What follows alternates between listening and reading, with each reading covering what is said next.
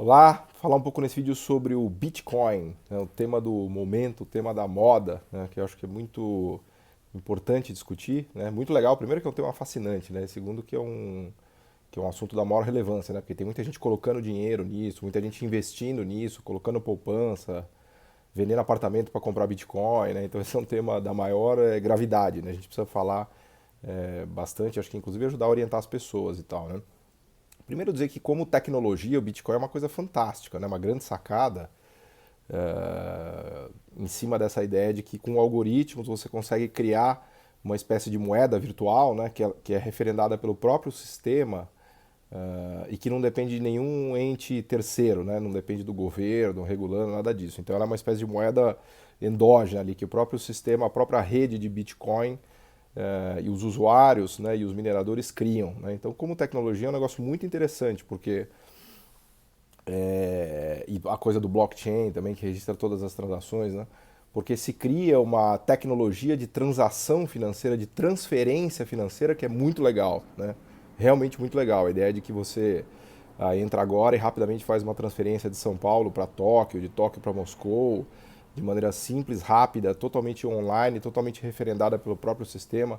A ideia de que a rede também é uma rede que tem vários hubs, né? Então ela não é uma rede frágil, porque ela não depende de um, não tem uma centralização, né? Não tem um planejador central ou alguma entidade central que regule todas essas transações. Ela segue bem essa ideia de redes complexas, né? Então, em que você tem vários hubs e os hubs ajudam essa rede a parar de pé e tornam ela mais resistente e menos frágil. Então, o primeiro ponto que eu queria destacar é que tecnologicamente é uma coisa fantástica, uma coisa genial, uma grande sacada, né?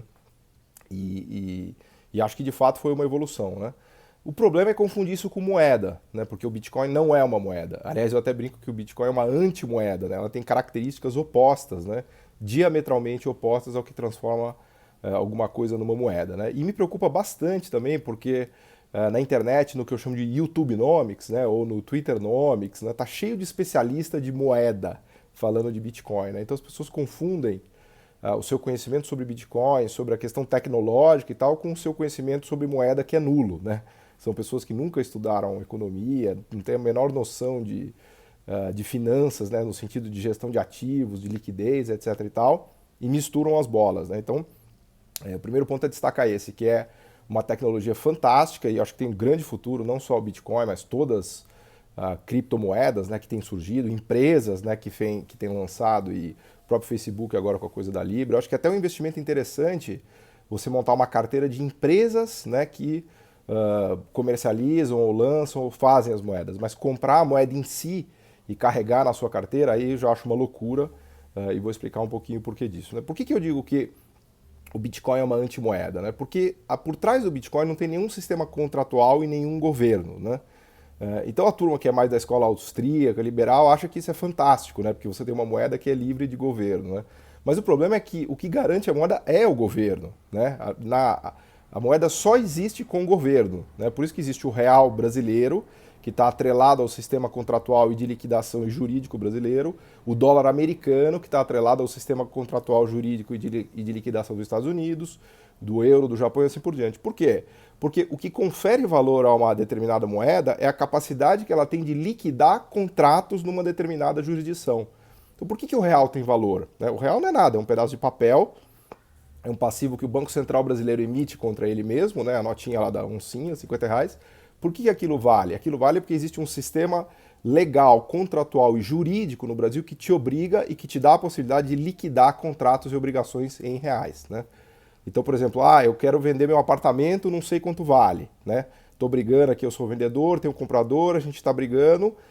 Se a gente chegar num valor em reais para liquidar a transação, a gente tem uma referência, né, de valor de fato e aquele contrato pode ser liquidado na moeda. Então eu falo assim, olha, eu estou vendendo meu apartamento, eu te dou meu apartamento e você deposita um TED de R$ 1 milhão na minha conta. Beleza? Liquidada a transação.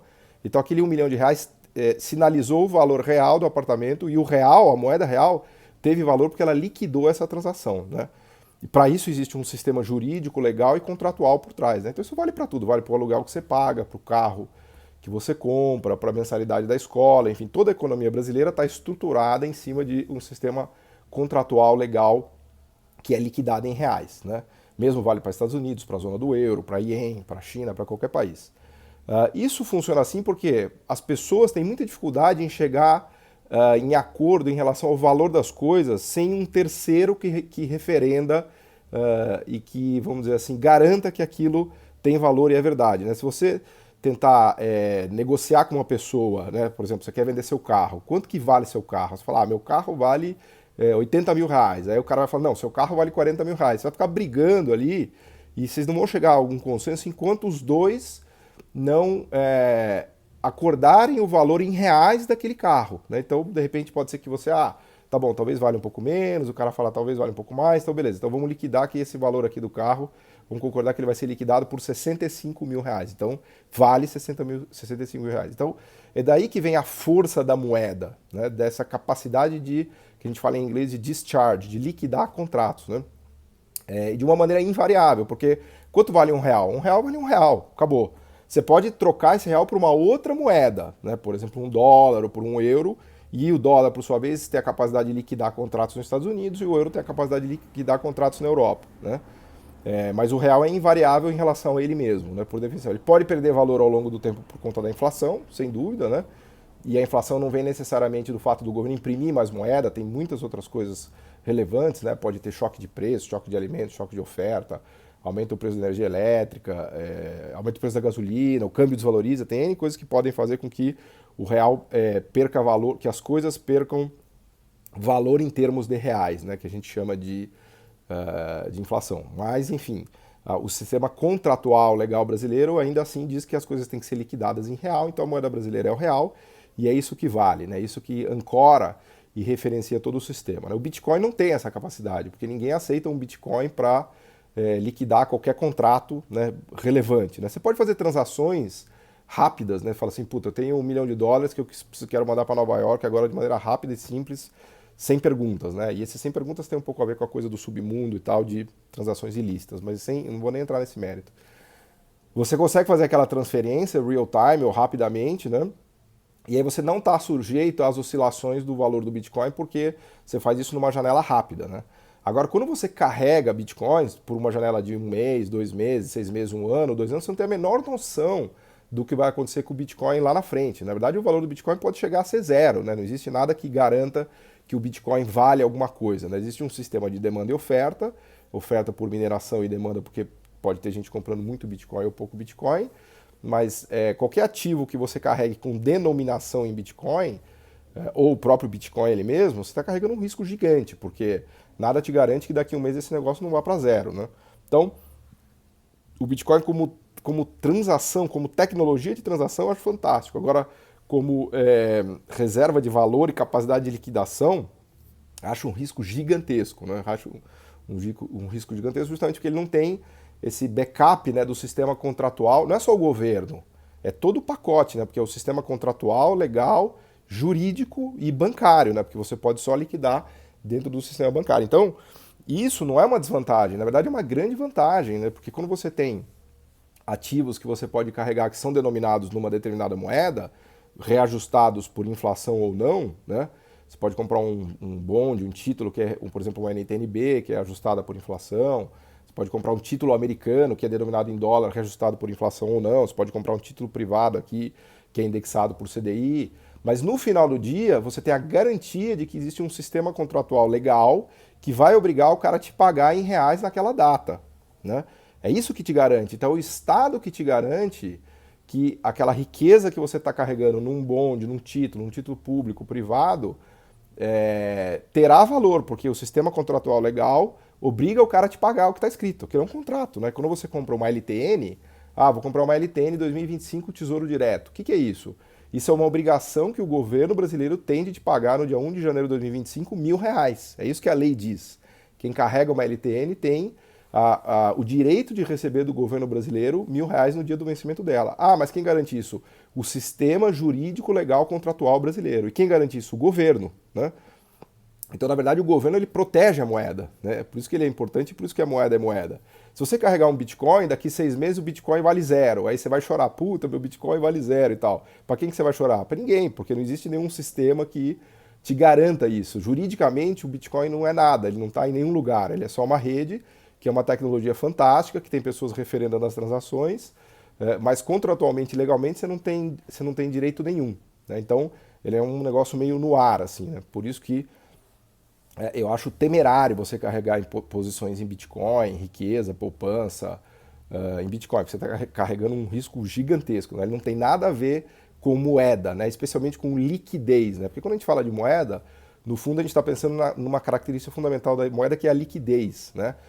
Os gestores de portfólio, como eu, por exemplo, a gente valoriza muito liquidez, né? Porque a gente administra grandes massas de grana, de riqueza, então a gente precisa de liquidez, porque amanhã o cotista quer um saque, amanhã ele quer resgatar o fundo inteiro, amanhã ele quer liquidar a posição dele, então eu preciso de ativos que tenham liquidez e que se transformem em moeda rapidamente e que sejam contratualmente e legalmente sujeitos a essa liquidação em reais sob determinadas condições. Né? Então isso, para quem faz gestão de carteira e portfólios, é fundamental, né?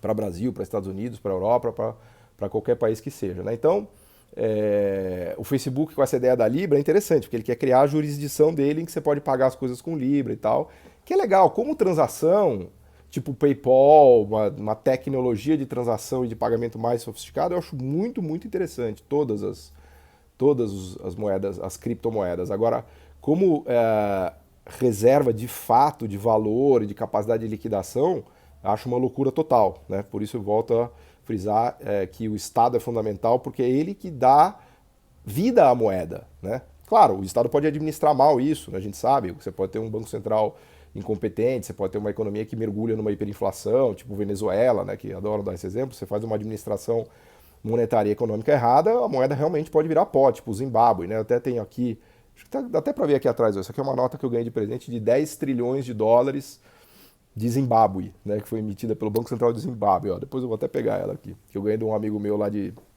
uma amiga minha da África do Sul, que ela tem essa coleção de notas gigantes de Zimbábue. Né? Então isso tem a ver com uma má administração econômica, de política econômica e da própria moeda. E aí nesses casos as pessoas correm para dólar, correm para euro, ou até mesmo para ouro. O problema do ouro é que ele também varia muito de valor, né?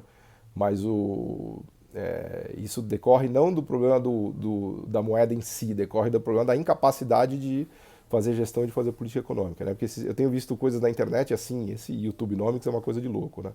Vamos ter uma crise mundial gigantesca, então coloque todo o seu dinheiro em criptomoedas, porque lá o governo não vai meter a mão, lá você está seguro. Né? Isso para mim é um suicídio completo.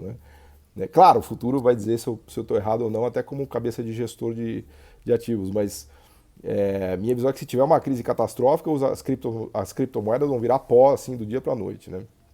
Mas enfim, isso fica para depois. Eu acho que o mais importante é entender que as criptomoedas e o Bitcoin não são moedas, eles são antimoedas, eles são uma tecnologia fantástica, maravilhosa de liquidação de transações no ambiente online. É isso, obrigado.